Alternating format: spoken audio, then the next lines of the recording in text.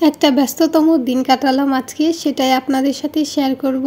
Hello everyone, আসসালামু আলাইকুম। আশা করি আপনারা সকলে ভালো আছেন, সুস্থ আছেন। সকালে ঘুম থেকে উঠে দেখি আকাশটা খুবই মেঘলা আজকে।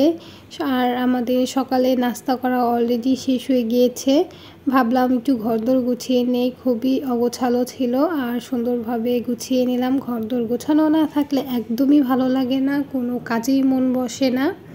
আর কয়েকটা থালা বাসন ছিল সকালে খাওয়ার পরে, সেগুলোও ধুয়ে নিলাম অলরেডি।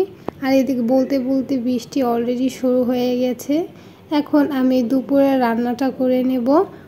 আজকে দুপুরে রান্না করব আমি চিংড়ি মাছ ভুনা করব আর একটু সবজি রান্না করব। সিম্পল রান্নাই করব, গরমের মধ্যে অনেক ভারী খাবার খেতে ইচ্ছা করে না। আর এই তো চিংড়িটা আমার কষানো হয়ে গেছে, একটু পানি দিয়ে দিচ্ছি এখন।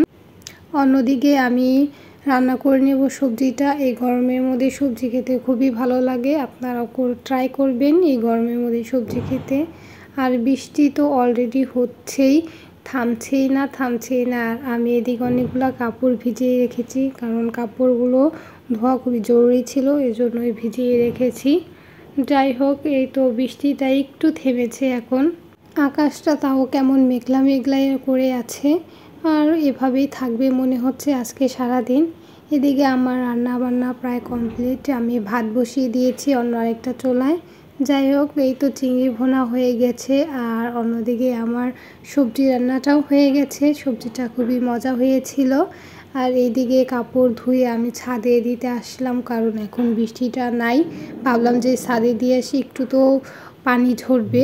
ঠিক আছে, এরপর দুপুরে খাওয়া দাওয়া গোছল করে নিয়েছিলাম আর রেস্ট করে এই তো সন্ধ্যার দিকে একটু চা বিস্কিট খাচ্ছি।